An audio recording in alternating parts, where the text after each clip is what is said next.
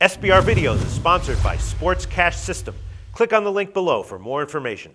SBR Forum Videos, I'm Peter Loshak. The NFL regular season is just about to start, and we are discussing futures odds for the AFC Championship, the NFC, and the Super Bowl right now with Stephen O from EventDataServices.com. That is Stephen O's new company. He is a world-class statistical modeler. He focuses on gambling, and now he's focusing almost exclusively on the NFL. Stephen O, thanks for being with us today. Thank you for having me again. All right, before we get into the NFC, tell us a little bit about yourself and tell us what you do at Event Data Services. Well, my background is actually in evolutionary modeling. I used to program genetic models for scientists, and I got kind of tired of that, and I like to focus on sports. So back over a decade ago, I started doing play-by-play simulations for sports. I found that they were very effective in predicting things like who's going to cover the spread and what percentage chance they had.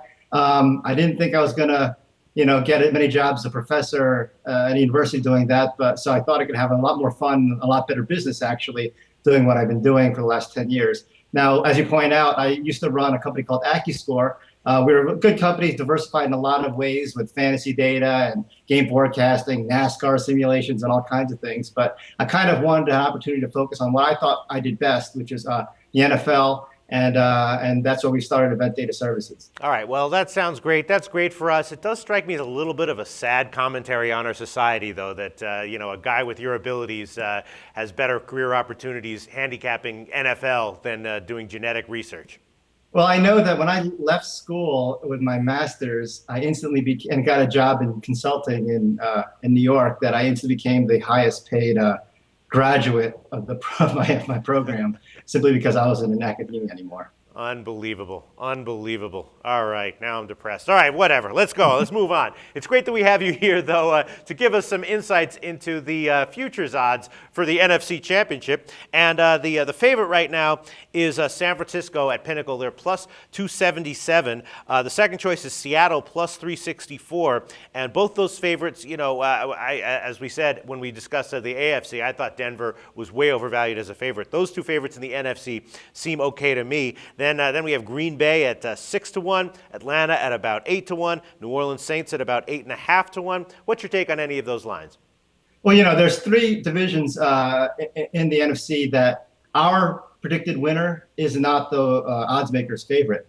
And so I actually see value in those three picks. And one is Seattle. On paper, in our simulations, we have Seattle and San Francisco virtually identical. For example, on their respective fields, in our simulations, they're both winning right around 56% of the time. So if this was a neutral field, the spread would be 0. But because Seattle's got a slightly easier record by being the number 2 and not the number 1 team coming into the year, we see Seattle the slight edge to have the best record of the conference. And you know what that home field advantage does for them. So the combination of having a high probability of A, making the playoffs, B, having a first round bye, C, having home field throughout, and D, having an incredible home field advantage, I see value in Seattle. San Francisco, the price, what did you say San Francisco was right now? Plus 277 at Pinnacle. Yeah, I wouldn't recommend that. I would take Seattle at their 364, I believe. Yeah.